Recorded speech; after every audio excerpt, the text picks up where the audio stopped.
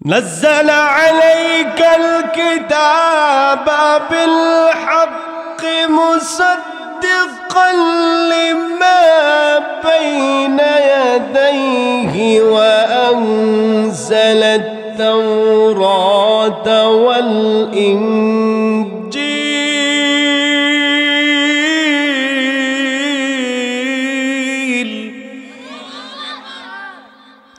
মহান আল্লাহ রাব্বুল আলামিন বললেন নাজ্জালা আলাইকাল কিতাবা বিল হক নবী আমি আপনার উপরে যে কিতাব অবতীর্ণ করেছি এই কিতাব সত্যের বাণী বহন করে এনেছে এবং পূর্বের সমস্ত কিতাবকে সমর্থন করে।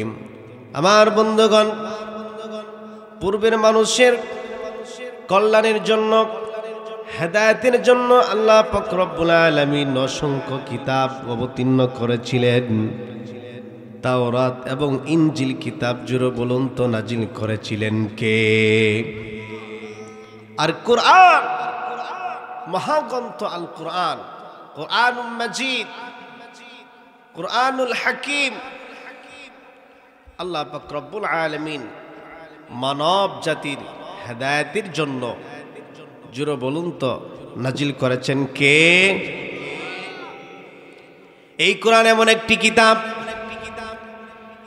যেই কিতাবের ব্যাপারে মহান আল্লাহ রাব্বুল আলামিন বললেন আলিফ লাম মিম যালিকাল কিতাবু লা রাইবা ফীহি হুদাল লিল মুত্তাকিন। আল্লাহ বললেন আলিফ লাম মিম যালিকাল কিতাবু, এটা এমন একটি কিতাব লা শাক্কা ফীহি, যালিকাল কিতাবু লা রাইবা ফীহি, এই কিতাবের মধ্যে কোনো ভুল নেই, কোনো সন্দেহ নেই। ভুল থাকতে পারে এরকম চিন্তাও করা যাবে না, ঠিক কিনা? আমার ভাইয়েরা, যেই কোরআন আল্লাহ পাক রব্বুল আলামিন মানব জাতির হেদায়েতের জন্য, মানুষের কল্যাণের জন্য আল্লাহ নাজিল করেছেন, জোরে বলুন তো এই কোরআনের মধ্যে কি কোনো ভুল আছে? জোরে বলুন, ভুল আছে? নেই। আমার ভাইয়েরা, এই কোরআন এমন কিতাব যে কিতাব আপনার জীবনকে পরিবর্তন করে। এই কোরআন আপনার জীবনকে পরিবর্তন করার জন্য কোরআনই যথেষ্ট। সুবহানাল্লাহ। আমার ভাইয়েরা, মহান আল্লাহ পাক রব্বুল আলামিন বললেন আফালা ইয়াতাদাব্বারুনাল কুরআন, এরা কি এই কোরআনের প্রতি লক্ষ্য করে না? এরা কারা? এদের পরিচয় মহান আল্লাহ পাক রব্বুল আলামিন কোরআনের অন্য জায়গায় বললেন। এরা কারা? এরা হচ্ছে আবু জাহেলের গোষ্ঠী, ঠিক কিনা? আচ্ছা বলেন তো, আপনাদের এই এলাকায় হিন্দু মানুষ আছে? আছে? খুব কম। কখনো কি শুনেছেন যে একটা হিন্দু সন্তানের নাম রাখছে আবু জাহেল, আবু লাহাব? বা কোনো মুসলমানের সন্তানের নাম রাখছে আবু জাহেল, আবু লাহাব? রাখে নাই। কারণ কি? এই নাম মানুষ এত ঘৃণা করে যে মুসলমান তো দূরের কথা, একজন হিন্দুর সন্তানের নামও আবু জাহেল রাখতে চায় না। এর কারণ আছে না? আমার ভাইয়েরা, রাসূল আরবি সাল্লাল্লাহু আলাইহি ওয়াসাল্লাম মক্কায় যখন নবুয়ত প্রাপ্ত হলেন, হওয়ার পরে রাসূল দাওয়াতি কাজ শুরু করলেন, কোরআন প্রচার করা শুরু করলেন। আর কাফিররা কোরআন প্রচার করার জন্য বাধা দেয়। রাসূলকে কোরআন প্রচার করা, কোরআন তেলাওয়াত করার জন্য কাফিররা বাধা দেয়। ছিল কি ছিল না? বাধা ছিল না? আল্লাহ এই কথাটাই কোরআনে বলছেন। وقال الذين كفروا لا تسمعوا لهذا القرآن والغوا فيه لعلكم تغلبون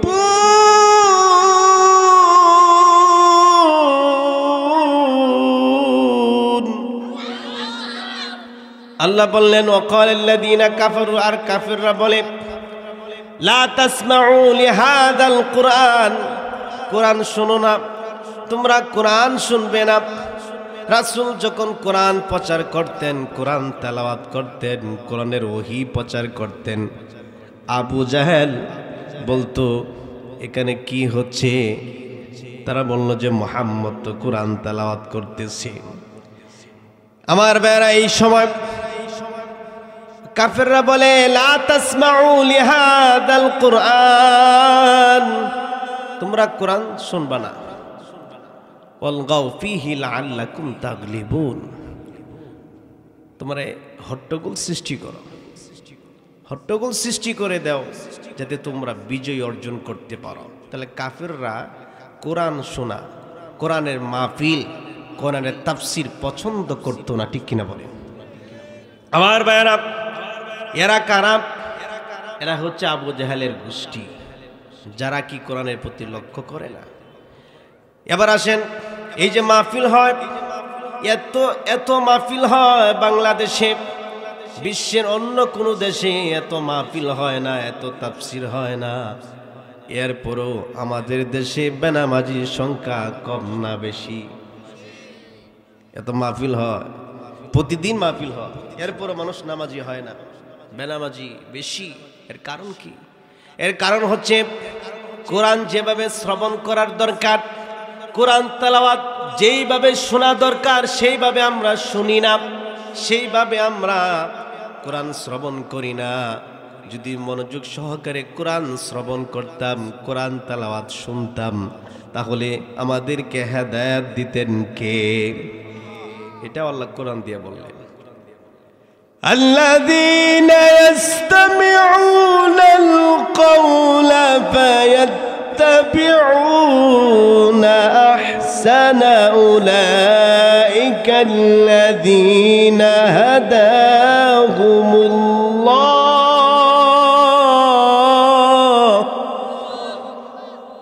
আল্লাহ বললেন আল্লাযীনা ইসতামিউনাল কওলা ফায়াত্তাবিউনা আহসান, যারা মনোযোগ সহকারে কোরআনের কথাগুলো শ্রবণ করবে, আহসান যে কথা উত্তম, যেটা ভালো মানার দরকার সেই কথা মানবে, সেটা আমল করবে।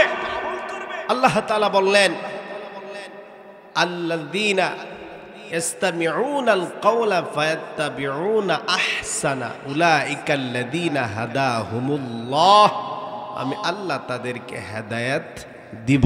সুবহানাল্লাহ। হেদায়েতের মালিক কে? জোরে বলুন কে?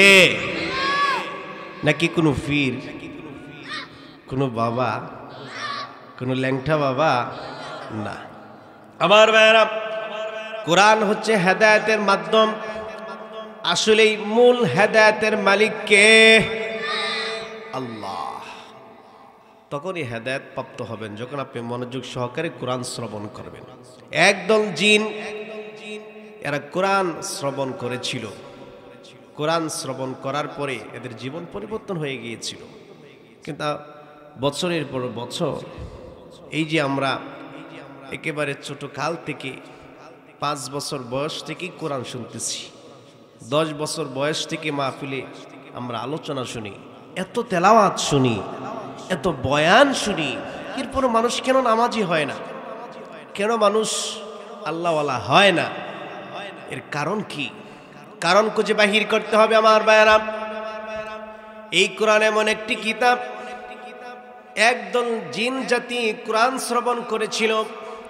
কোরআন শ্রবণ করার পরে তারা হেদায়েত প্রাপ্ত হয়ে গেল, কিন্তু মানুষ বছরের পর বছর কোরআন তেলাওয়াত শুনে, কোরআন নিজেও তেলাওয়াত করে, এরপরও কিছু মানুষ সুদ খায়, আছে না নাই? এরপরও মানুষ বেনামাজি, ঘুষ খায়। এর কারণটা কি? আল্লাহ বললেন সূরাতুজ জিন, এই সূরার শুরুতে আল্লাহ বললেন কুল উহিয়া ইলাইয়া আন্নাহু ইসতামা'a নাফারুম মিনাল জিন্নি ফাকালু ইন্না সামি'না কুরআনান আজাবা।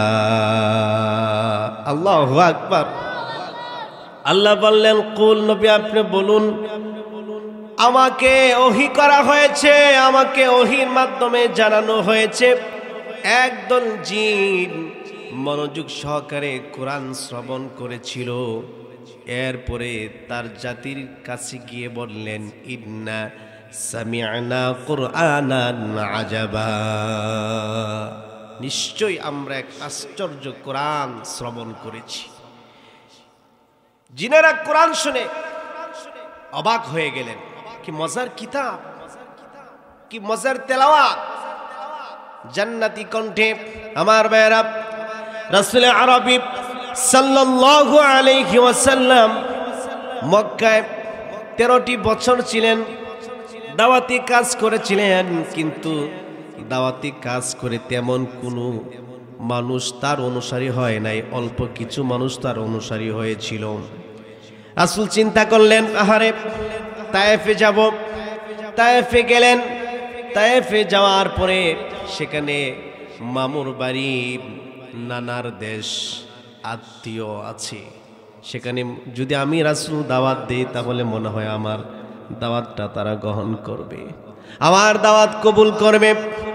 মনে বড় আশা নিয়ে রাসূল তায়েফে গেলেন, কিন্তু যাওয়ার পরে তায়েফবাসী রাসূলের দাওয়াত গ্রহণ করে নাই। তায়েফের যুবকরা রাসূলকে পাথর নিক্ষেপ করে জান্নাতি শরীরটা তারা রক্তাক্ত করে দিয়েছে। নবীজির মনে অনেক কষ্ট নিয়ে নবীজি তায়েফ থেকে আসার পথে নাকলা নামক জায়গা নামাজে কোরআন তেলাওয়াত করতেছিলেন। এমত অবস্থায় একদল জিন রাসূল যেখানে কোরআন তেলাওয়াত করেছিলেন সেখান দিয়ে একদল জিন যাচ্ছে। জিনারা যখন শুনলেন, কোরআন তেলাওয়াত যখন শুনলেন, শোনার পরে এক জিন আরেক জিনকে বলতেছে, ক্বালু আনসিতু, চুপ করো।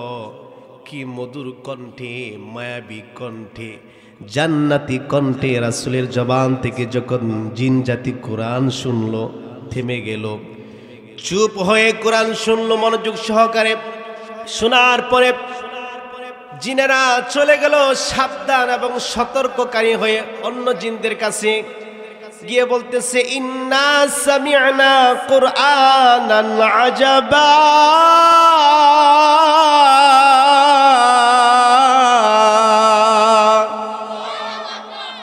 নিশ্চয়ই আমরা এক আশ্চর্য কোরআন শুনেছি। অবাক হয়ে গেলেন। আবার ভাইরা, আবার বন্ধুগণ, জিনদের জীবন পরিবর্তন হয়ে গেল। জিনেরা বললেন, ইয়াহদি ইলার রুশদি ফাআমান্না বিহি ওয়ালান নুশরিকা বিরাব্বিনা আহাদা। আল্লাহু আকবার। কোরআন তারা যখন শ্রবণ করলো, এরা অন্য জিনদের কাছে গিয়ে বলতেছে যে ইয়াহদি ইলা রুশদি ফাআমান্না বিহি, এটা এমন একটি কিতাব যে কিতাব হেদায়েতের রাস্তা দেখায়, হেদায়েতের রাস্তা দেখায়। এবং ওয়ালান নুশরিকা বিরাব্বিনা আহাদা, এই জিনের আগে শিরিক করত, এই জিন জাতি আগে শিরিক করত। এরা বললেন যে আজকে থেকে আমরা আর কখনো আমাদের রবের সাথে শিরিক করব না, অংশীদার সাব্যস্ত করব না। সুবহান। মাত্র কয়েক মিনিট কোরআন শ্রবণ করেছিল, এতে তাদের জীবনটা পরিবর্তন হয়ে গেল। এমনকি এক পর্যায়ে এই জিনেরা দাওয়াতি কাজ শুরু করলো। কারণ রাসূলের দাওয়াত যখন মক্কার মানুষগুলো গ্রহণ করে না, মেনে নেয় না, রাসূলের দাওয়াত গ্রহণ করতে চায় না, আল্লাহ পাক রব্বুল আলামিন জিনদের মাধ্যমে রাসূলের দাওয়াতকে প্রচার করেছেন। জিনেরাও দাওয়াতি কাজ করেছিল। সুবহানাল্লাহ। কিন্তু আমরা বড় পুরা কপাল, আমরা কোরআন বুঝি না, বোঝার চেষ্টাও করি না। দেখেন, আবু জাহেল বাধা দিল, না কোরআন, তোমরা কোরআন শ্রবণ করবা না, তোমরা কোরআন শুনবা না। রাতের বেলা বাধা দিল না, দিনের বেলা বলল না তোমরা কেউ কোরআন শুনবা না। রাতের বেলা ওই আবু জাহেল নিজেই রাসূলের জবান থেকে কোরআন শুনতো। সুবহানাল্লাহ। কিন্তু আমাদের দেশে মানুষগুলো দিনেও কোরআনের বিরোধিতা করে, রাতে মাহফিল বন্ধ করে দিত। বিগত 16 বছর আমরা তাই দেখেছি। এই 16টি বছর আলেমরা তাদের জবান থেকে সঠিক কথা, সত্য কথা বলতে পারে নাই, বলতে দেয় নাই। যখনই কোনো আলেম, কোনো হক্কানি আলেম যখন মাহফিলে কথা বলার জন্য বসতেন, এই সময় বলে দিত যে হুজুর খবরদার সুদের কথা বলবেন না, মদের কথা বলবেন না, উল্টাপাল্টা বয়ান করবেন না। তো কিসের বয়ান করবেন? মাটির নিচের বয়ান করবেন এবং আসমানের উপরে, জমিনে কি হয় এগুলো বলার দরকার নেই, এগুলো আপনারা বলবেন না। এরকম বলতো কি বলতো না? জোরে কন। অথচ কাফিররা বলে কোরআন শ্রবণ করবা না। আর আল্লাহ কয় যারা কোরআন শুনবে, যারা কোরআন তেলাওয়াত শুনবে, আমি আল্লাহ তাদের উপর রহমত বর্ষণ করব। সুবহানাল্লাহ। দলিল আসেনি কোরআনে? দলিল আল্লাহর কোরআন। আল্লাহ বললেন وَإِذَا قُرِئَ الْقُرْآنُ فَاسْتَمِعُوا لَهُ وَأَنصِتُوا لَعَلَّكُمْ تُرْحَمُونَ।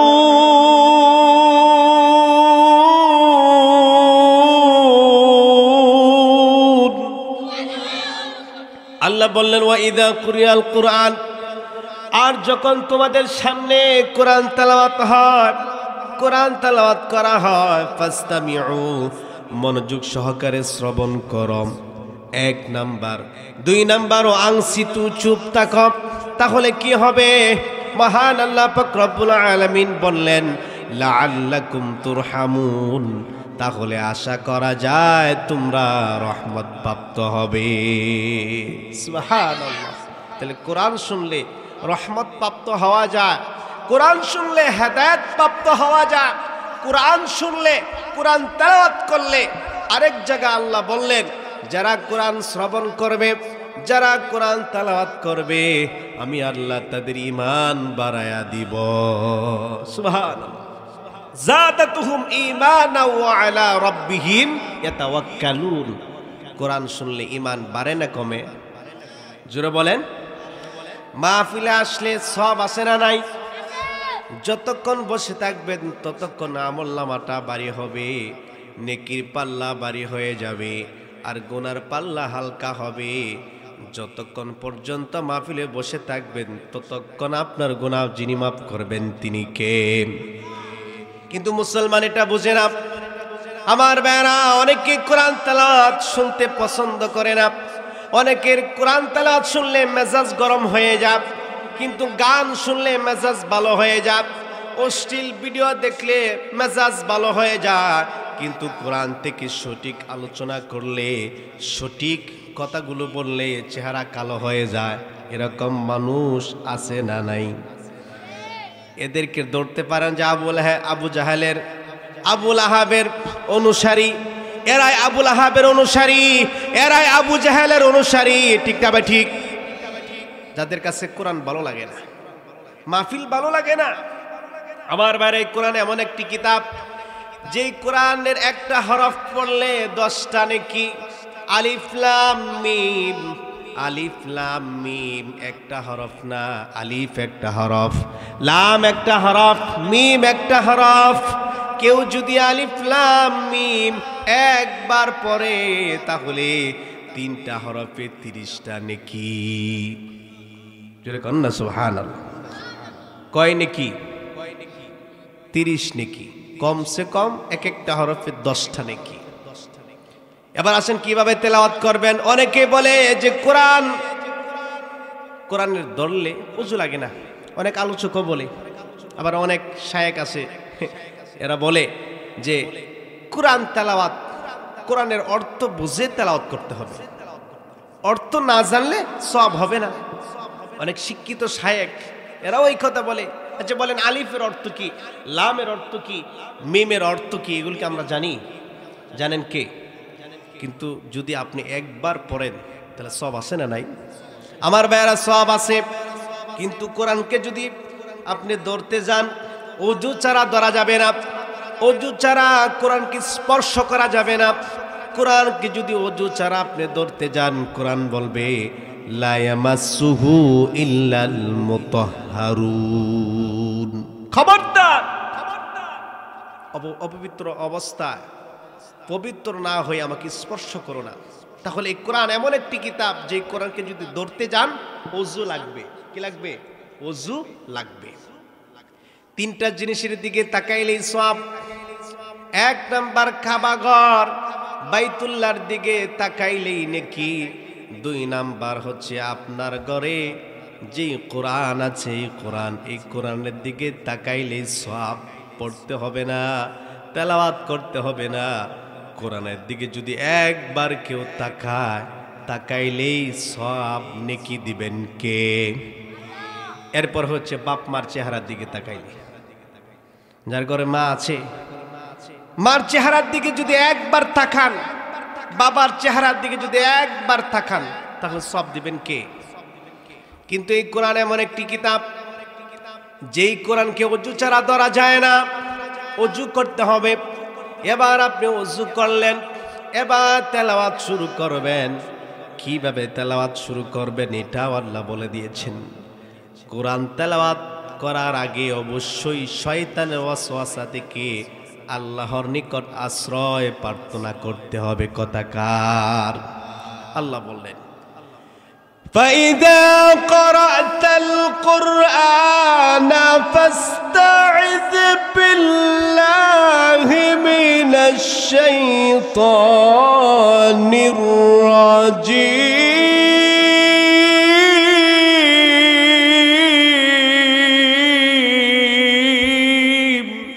আল্লাহ বললেন فَإِذَا قَرَأْتَ الْقُرْآنَ, নবী আপনি যখন কোরআন তেলাওয়াত শুরু করবেন, ফাস্তাইদ বিল্লাহি মিনাশ শাইতানির রাজীম, শয়তানের ওয়াসওয়াসা থেকে আল্লাহর নিকট আশ্রয় প্রার্থনা করুন। তার মানে কোরআন তেলাওয়াত আগে বিসমিল্লাহ দিয়ে না, আগে আউযু বিল্লাহি মিনাশ শাইতানির রাজীম, এরপরে বিসমিল্লাহির রহমানির রহিম পড়তে হবে। কথা। এবার আসেন, আপনি ওযু করলেন, এবার কোরআন আপনি তেলাওয়াত করবেন। কোরআন হাতে নিলেন, আল্লাহ বললেন আগে আউযু বিল্লাহি মিনাশ শাইতানির রাজীম, এরপরে বিসমিল্লাহির রহমানির রহিম, এরপরে আপনি তেলাওয়াত শুরু করবেন। কোন জায়গা থেকে তেলাওয়াত শুরু করবেন? মাঝখান থেকে না শুরু থেকে না শেষ দিক থেকে? কোথায় থেকে আপনি কোরআন তেলাওয়াত শুরু করবেন? আল্লাহ বললেন তোমার যেখান থেকে মন চায় সেখান থেকে তেলাওয়াত শুরু করো। সুবহানাল্লাহ, যেখান থেকে মন চায় সেখান থেকে তেলাওয়াত শুরু করো। এবার আপনি তেলাওয়াত শুরু করবেন, কিভাবে পড়বেন সেটাও আল্লাহ বলে দিয়েছেন। মহান আল্লাহ পাক রব্বুল আলামিন বললেন ওয়ারাতিলিল কুরআনা তারতিলা, বান্দারে তার তিলের সাথে তেমে তেমে কোরআন তেলাওয়াত করুন। যেভাবে খুশি সেভাবে তেলাওয়াত করা যাবে না। আল্লাহ যেভাবে তেলাওয়াত করার কথা বলেছেন সেইভাবে তেলাওয়াত করতে হবে। কথাকার এবার আসেন, হুজুর তেলাওয়াত করলে কি হবে? তেলাওয়াত করলে কি লাভ হবে? আল্লাহ পাক রব্বুল আলামিনের হাবিব বলেছেন মান ক্বারা হারফাম মিন কিতাবিল্লাহি ফালাহু বিহি হাসানাতু ওয়াল হাসানাতু বিআশরি আমসালিহা। কেউ যদি আল্লাহর কালাম থেকে একটি হরফ তেলাওয়াত করে, একটা হরফে একটা নেকি, আর একটা নেকির সমপরিমাণ 10টা নেকি। সুবহানাল্লাহ, নেকি আছে না নাই? আপনি যদি পড়েন বিসমিল্লাহির রহমানির রহিম, এখানে 19টা হরফ, একটা হরফে যদি 10টা করে নেকি হয় তাহলে 19 হরফে 190 নেকি। সুবহানাল্লাহ কইতেন না? 190টা নেকি হয়ে গেল। আর যত বেশি কোরআন তেলাওয়াত করবেন, যত বেশি কোরআন শুনবেন, তত বেশি আপনার নেকির পাল্লাটা বাড়ি করবেন কে? কুল ইয়া আহলাল কিতাবি تعالوا إلى كلمة سواء بيننا وبينكم ألا نعبد إلا الله ولا نشرك به شيئا ولا يتخذ بعضنا بعضا أربابا من دون الله আল্লাহ রাব্বুল আলামিন বললেন কুল হে নবী আপনি বলুন আহলে কিতাবদেরকে বলুন তাআলাও এসো একটি কালিমার দিকে যেই কালিমা তোমাদের মাঝে এবং আমাদের মাঝে একই ধরনের এই কালিমা কি আল্লাহ না'বুদা ইল্লাল্লাহ আমরা আল্লাহ ছাড়া আর কারো ইবাদত করব না আর কারো গোলামি করব না ইবাদত এবং গোলামি দাসত্ব উপাসনা জোরে বলুন তো করব কার এই মাথা আল্লাহ ছাড়া অন্য কোথাও উন্নত করা যাবে না অন্য কোথাও সেজদা দেওয়া যাবে না কিন্তু মুসলমান জুমার দিন মসজিদে আল্লাহকে সেজদা দেয় আবার মসজিদ থেকে বাহির হয়ে মাজারে সেজদা দেয় এরকম মুসলমান আছে না নাই আসেনি মাজারে সেজদা দেয়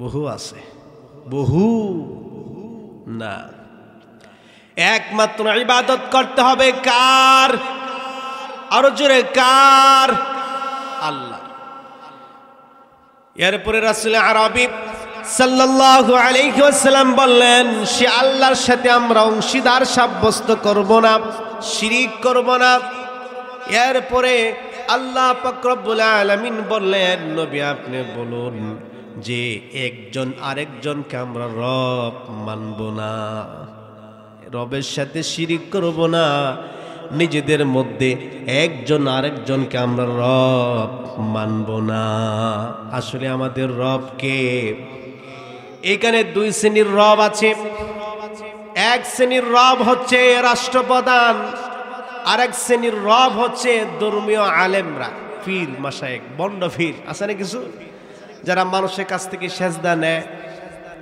সেজদা নেয় আছেন এরকম কিছু পীর এরা হচ্ছে ধর্মীয় রব সবাই না হক্কানি কিছু আলেম আছে যাদের কাছে যেতে হবে তাদের কাছে বায়াত গ্রহণ করতে হবে তাদের কথা শুনতে হবে কিন্তু কোনো বন্ড আলেম কোনো বন্ড পীরের কথা শোনা যাবে না মানা যাবে না ঠিক তবে ঠিক কারণ তাদের কথা মানলে ঈমান নষ্ট হয়ে যাবে আমল ধ্বংস হয়ে যাবে এবার আসেন রাসূল যে কথা বলেছিলেন যে তাআলাও এসো একটি কালিমার দিকে যেই কালিমা আমরা সবাই জানি লা ইলাহা ইল্লাল্লাহু মুহাম্মাদুর রাসূলুল্লাহ সাল্লাল্লাহু আলাইহি ওয়াসাল্লাম দেখেন এরপর রাসূল বললেন যে দেখো আমার এই দাওয়াত যদি তোমরা গ্রহণ না করো ফাকুলু শাহাদু বিআন্না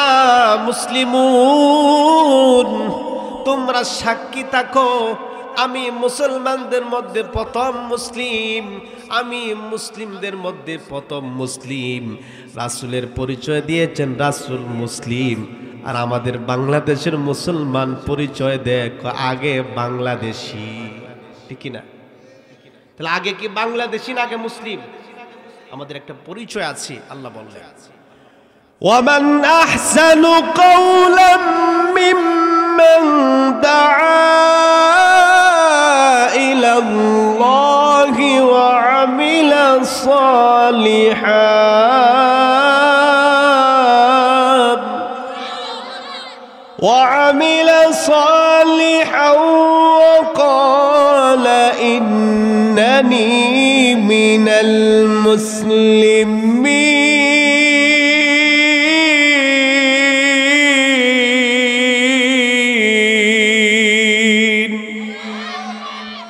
আল্লাহ বললেন ওমান আহসানু কাওলাম মিম্মান দাআ ইলাল্লাহ তার কথার চাইতে আর কার কথা উত্তম হতে পারে আর কার কথা উত্তম যে দাআ ইলাল্লাহ আল্লাহর দিকে দাওয়াত দেয় আল্লাহর দিকে আহ্বান করে আল্লাহর দিকে দাওয়াত দেয় এবং সে নিজেও নেক আমল করে এবং সে বলে আমি মুসলমানদের মধ্যে একজন। কোরআনে অসংখ্যবার আল্লাহ বললেন, নবীজি বললেন আমি মুসলমানদের মধ্যে প্রথম মুসলিম, আমি প্রথম মুসলিম। আর কোরআন বলতেছে যে তোমাদের পরিচয় দাও তুমি একজন মুসলিম। কিন্তু আমাদের দেশের রাজনীতিক নেতা যারা এরা না আগে মুসলিম না আগে বাংলাদেশি, ঠিক কিনা? তাহলে আগে বাংলাদেশি না আগে মুসলিম? মুসলিম। মুসলিম আমার পরিচয় আমার ভাইরা। কোরআন আমার সংবিধান, কোরআন আমার সংবিধান। এই কোরআনকে যদি জিজ্ঞাসা করেন কোরআন তোমার আগমন কেন হয়েছে, তুমি কেন পৃথিবীতে এসেছো, কোরআনের কাছে জবাব যদি কেউ চায় কোরআন জবাব দিবে।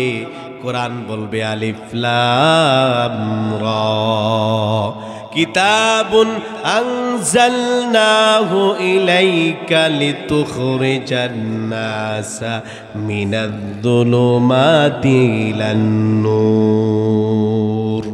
কোরআনকে যদি জিজ্ঞাসা করেন কোরআন তুমি কেন এসেছো পৃথিবীতে, তোমার আগমন কেন হয়েছে, কোরআন জবাব দেব কিতাবুন আনজালনাহু ইলাইকা লিতুখরিজান নাসা মিনাদ-দুলুমাতি ইলান নূর।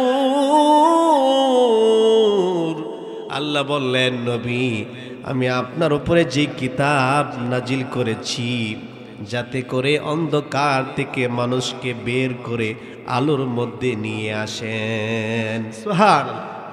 তাহলে কোরআনের আগমন হয়েছে অন্ধকার দূর করার জন্য। ধরেন এখানে অন্ধকার নাই কারণ এখানে আলো আছে, আছে না? কিন্তু আজকে সমাজ, ব্যক্তি জীবন, পারিবারিক জীবন, রাষ্ট্রীয় জীবন মানুষের অন্ধকার। ঘরের মধ্যে অন্ধকার, সমাজে অন্ধকার, রাষ্ট্রে অন্ধকার, কোথাও আলো নেই। তো হুজুর আলো নেই মানে এগুলো কি? এগুলো তো আলো। এই আলো না, কোরআন এসেছে মানুষের জীবনকে পরিবর্তন করার জন্য, অন্ধকার দূর করে আলো জ্বালাবে। আমার ভাইরা, যদি আপনার ব্যক্তিগত জীবনে আপনি কোরআন পছন্দ না করেন, কোরআন তেলাওয়াত না করেন, সামাজিক জীবনে যদি কোরআনের বিধান না মানেন, রাষ্ট্রীয় জীবনে যদি কোরআনের বিধান না মানেন, তাহলে আপনি পরিপূর্ণ মুসলিম বলে পরিচয় দিতে পারবেন না। কথা কার? জোরে বলুন কথা কার? আল্লাহর। এবার বলেন হুজুর বুঝলাম কোরআন এসেছে মানুষের জীবনকে পরিবর্তন করার জন্য, কিন্তু এই কোরআন কি হিন্দুর জন্য এসেছে না মুসলমানের জন্য এসেছে? আল্লাহ বললেন না, এই কোরআন আমি আল্লাহ নাজিল করেছি মানব জাতির জন্য। সুবহানাল্লাহ। কোন মাসে? হ্যাঁ, রমজান মাসে। দলিল আসেনি কোরআনে? আল্লাহ দলিল দিয়া বললেন শাহরু রমাদানাল্লাযী উনজিলা ফীহিল কুরআন হুদাল লিন্নাসি ওয়া বায়িনাতিম মিনাল হুদা ওয়াল ফুরকান। আল্লাহ বললেন শাহরু রমাদানাল্লাযী, রমাদান মাস, আর এই মাসে আমি আল্লাহ কোরআন নাজিল করেছি, এই মাসে আমি আল্লাহ কোরআন অবতীর্ণ করেছি হুদাল লিন্নাস, মানব জাতির কল্যাণের জন্য, মানব জাতির হেদায়েতের জন্য। আমার ভাইরা, মানুষের মধ্যে শুধু মুসলমান না, খ্রিস্টান আছে, ইহুদি আছে, নাসারা আছে, হিন্দু আছে, নামাজি আছে, বেনামাজি আছে। আমার আল্লাহ পাক রব্বুল আলামিন বললেন রমাদান মাসে, রমজান মাসে আমি আল্লাহ কোরআন নাজিল করেছি মানব জাতির কল্যাণের জন্য। সুবহানাল্লাহ। মানব জাতির হেদায়েতের জন্য কোরআন নাজিল করেছেন কে? আমার ভাইরা, এই কোরআন এখনো কিছু মানুষ আছে কোরআনের উপরে বিশ্বাস করে না, কোরআন আল্লাহর দেওয়া কিতাব এটা বিশ্বাস করে না। একটা ঘটনা বলি, এক হিন্দু এবং এক মুসলিম, দুইজন বন্ধু। কোরআনের প্রভাব কিভাবে পড়ছে হিন্দুর উপর দেখেন। তো এই হিন্দু বন্ধু বলতেছে, দেখো তোমরা মুসলমান, তোমরা উগ্র জাতি, তোমরা অশান্তি সৃষ্টি করো। এই কথা বলার পরে মুসলিম যে বন্ধু সে বললেন, ভাই যদি 1,00,000 মানুষ একটা মাঠে তুমি জমায়েত করো তাহলে কতদিন সময় লাগবে তোমার?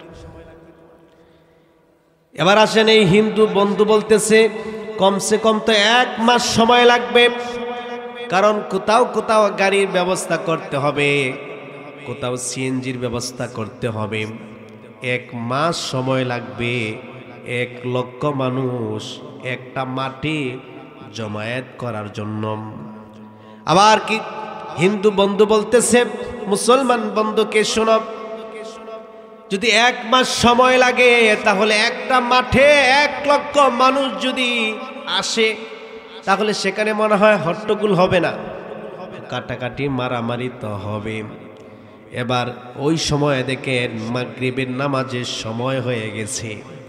এবার মুসলমান বন্ধু হিন্দু বন্ধুকে বলতেছে, ভাই ওই যে মাগরিবের আজান হচ্ছে, মনিটরের দিকে তাকাও, তাকিয়ে দেখেন যে মদিনার সবচাইতে বড় মুয়াজ্জিন উসাম বুখারী তিনি মাগরিবের আজান দিচ্ছেন। মাইকের আওয়াজ আসতেছে, হাইয়া আলাস সালাহ, হাইয়া আলাস সালাহ, হাইয়া আলাল ফালাহ, হাইয়া আলাল ফালাহ।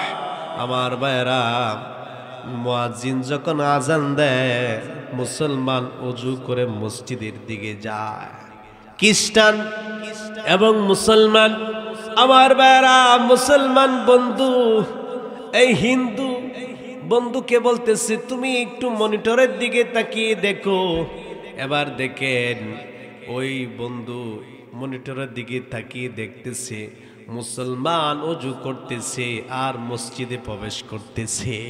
আমার ভাইরা, আল্লাহর ঘর বাইতুল্লাহ, কাবা ঘর, সেখানে একজন ইমামের পিছনে 20 লক্ষ মানুষ নামাজ আদায় করে।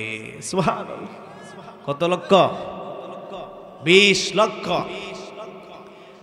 ওই হিন্দু বন্ধু মনিটরের দিকে তাকিয়ে দেখতেছে যে হাজার হাজার লক্ষ লক্ষ মানুষ আজান হওয়ার পরে মসজিদে আসতেছে।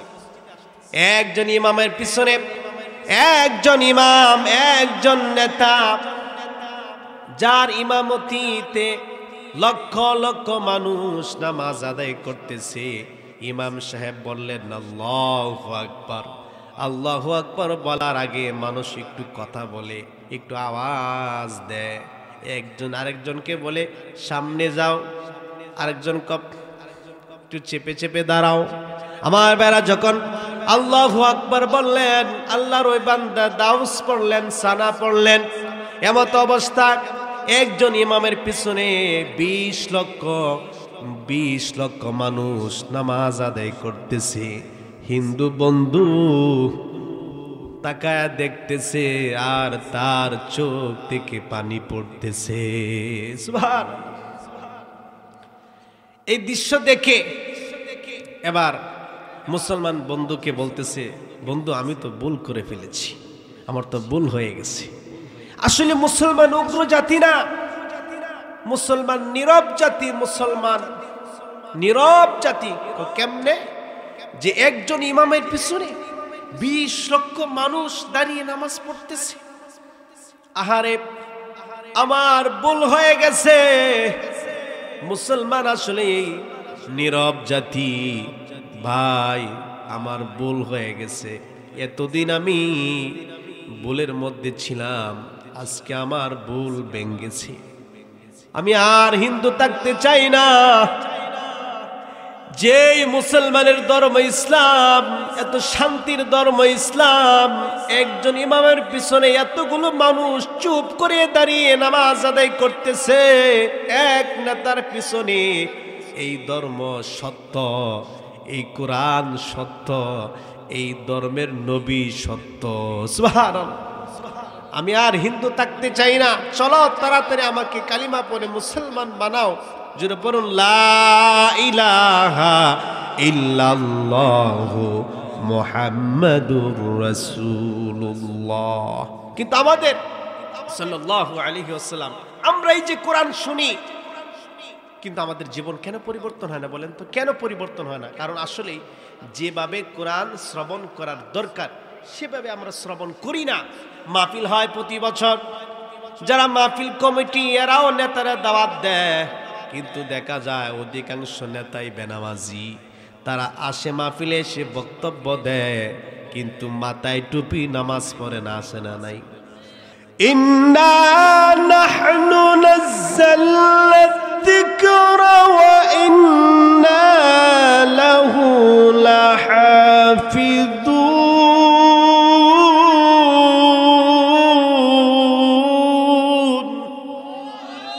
আল্লাহ বললেন যে নিশ্চয়ই আমি এই জিকির নাজিল করেছি এবং এই জিকিরকে সংরক্ষণ করার, হেফাজত করার দায়িত্ব আমি আল্লাহ নিজে নিয়েছি। সুবহানাল্লাহ।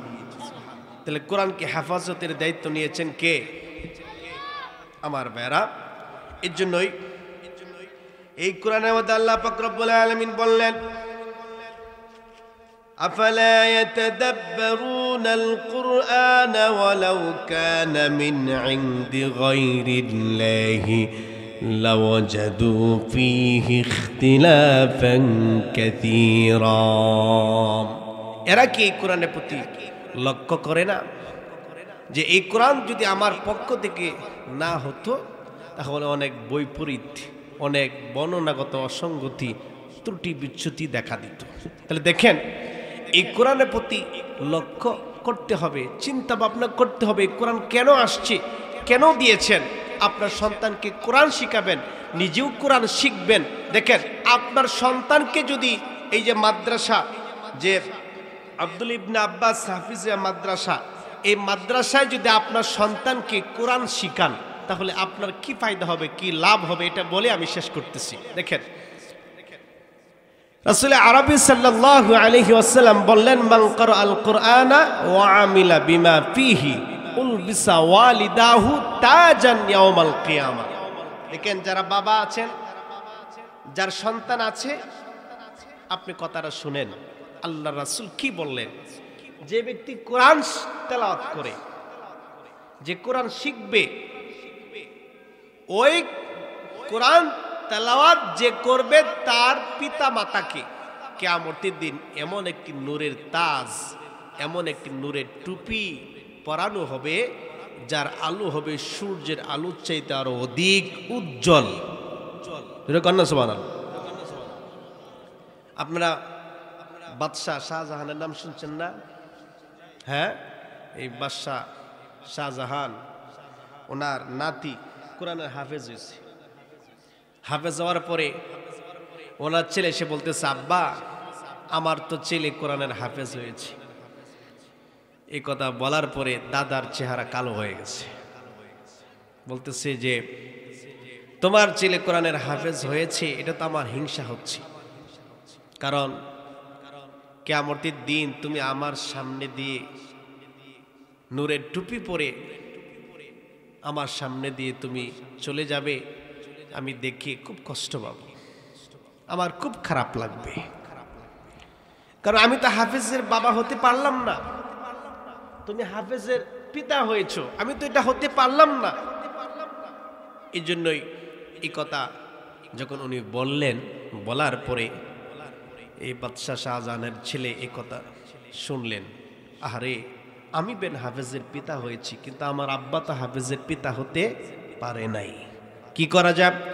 উনি ঘরে ঢুকলেন, ওনার ব্যাগের মধ্যে কিছু কাপড় চোপড় নিয়ে কাউকে কোনো কিছু না বলে বাড়ি থেকে চলে গেলেন। 3 বছর পার হয়ে গেছে, আর আসে না। 3 বছরের পার হয়ে গেছে, বাড়ির সবাই চিন্তা করতেছে আহারে কোথায় গেল সন্তানটা, কারো কাছে কোনো কিছু বলে যায় নাই। 3 বছর পরে উনি বাড়িতে আসলেন। আসার পরে ওনার আব্বা জিজ্ঞাসা করতেছে, কিরে বাবা, এতদিন তুমি কোথায় ছিলে, তুমি কোথায় গিয়েছিলে? একটা বার তো আমাদেরকে বলে যাইতে পারতে যে আমি অমুক জায়গায় যাচ্ছি, আমরা তো সবাই তোমার জন্য চিন্তা করতেছি। আব্বা, আমি না বলে গিয়েছিলাম আপনার মাথায় টুপি পরানোর জন্য। সুবহানাল্লাহ। এই 3 বছরে আমি কোরআনের হাফেজ হয়ে বাড়িতে আসছি। কারণ যেরকম সুবহানাল্লাহ। তাহলে দেখেন, একজন সন্তানের পিতা বৃদ্ধ বয়সে তিনি হাফেজ হয়ে বাবার মাথায় নূরের টুপি পরানোর ব্যবস্থা করেছেন। এখন আমরা যারা আছি, যদি আমরা ইচ্ছা করি যে এই মাদ্রাসা প্রত্যেকের ঘর থেকে একজন করে শিশু, একজন করে বাচ্চা আপনি মাদ্রাসায় দিবেন। যদি আপনার সন্তান কোরআনে হাফেজও না হতে পারে, যদি কোরআন শিখে, রাসূল আরবি সাল্লাল্লাহু আলাইহি ওয়াসাল্লাম বললেন, মান ক্বারাআল কুরআনা ফাস্তাযহারা ফাআহাল্লা হালালাহু ওয়া হাররামা হারামাহু আদখালাহুল্লাহুল জান্নাহ। যে ব্যক্তি কোরআন শিখবে, কোরআন তেলাওয়াত করবে, কোরআন মুখস্থ করবে, কোরআনের হালালকে হালাল হিসাবে মানবে, হারামকে হারাম হিসাবে মানবে, রাসূল আরবি সাল্লাল্লাহু আলাইহি ওয়াসাল্লাম বললেন যে আদখালাহুল্লাহুল জান্নাহ, আল্লাহ তাকে জান্নাতে প্রবেশ করাবেন। যদি জান্নাতে যেতে চান তাহলে কোরআন শিখার দরকার আছে না নাই? আপনার সন্তানকে কোরআন শেখানোর দরকার আছে না নাই? যদি নিজে না শিখেন, সন্তানকেও কোরআন শিখালেন না, তাহলে কি হবে? কিয়ামতের দিন অন্ধ হয়ে আল্লাহর দরবারে আপনি উপস্থিত হবেন। এই যে সূরাতুল তাহার মধ্যে আল্লাহ বলছেন, ওমান আরাদা আন যিকরি ফাইন্না লাহু মাঈশাতান দানকাও ওয়া নাহশুরুহু ইয়াওমাল কিয়ামাতি আ'মা। যে ব্যক্তি কোরআন শিখবে না, কোরআন তেলাওয়াত করবে না, কোরআনের উপদেশ মেনে চলবে না, আল্লাহ বললেন তার জীবনটা আমি আল্লাহ সংকীর্ণ করে দিব। 1 নাম্বার, দুনিয়ার জমিনে তার অন্তরের মধ্যে কোনো প্রশান্তি থাকবে না। 2 নাম্বার, তাকে যখন দাফন করা হবে, দাফন করার পরে 2 পাশের মাটি এমন জোরে চাপ দিবে, কবরটা সংকীর্ণ হয়ে যাবে। 3 নাম্বার, আল্লাহ বললেন কিয়ামতের দিন ওই ব্যক্তি যখন আল্লাহর সামনে উপস্থিত হবে, তখন তার চক্ষু থাকবে না, সে চোখে দেখবে না, সে অন্ধ হয়ে যাবে, অন্ধ হয়ে যাবে, সে চোখে দেখবে না। যখন সে অন্ধ হয়ে আল্লাহর সামনে হাজির হবে, আল্লাহ রাব্বুল আলামিনকে ডাক দিয়া বলবেন, ক্বালা রাব্বি লিমা হাশারতানি আ'মা ওয়া ক্বাদ কুনতু বাসীরা। হে আমার রব, আমি তো দুনিয়াতে চক্ষুষ্মান ছিলাম, আমার তো চোখ ছিল, আমি তো চোখে দেখতে পারতাম, কিন্তু আজকে কেন আমাকে অন্ধ করে হাজির করলেন? আল্লাহ বলবেন, ক্বালা কাযালিকা আতাতকা আয়াতুনা ফানাসিতাহা ওয়া কাযালিকাল ইয়াওমা তুনসা। দুনিয়ার জমিনে আমার কোরআনের আয়াতগুলো যখন তোমার কাছে আসতো, তখন তুমি এগুলো ভুলে যেতে, এগুলো মনে রাখতে না। কোরআনের উপদেশ আমরা আজকে মানি না, স্মরণ করি না, মনে রাখি না, আমল করার চেষ্টা করি না। এর জন্যই কিয়ামতের দিন অন্ধ হয়ে আল্লাহর সামনে হাজির হতে হবে। এজন্য আমরা কি অন্ধ হতে চাই না চক্ষুষ্মান হতে চাই? তাহলে কোরআন শিখবেন তো?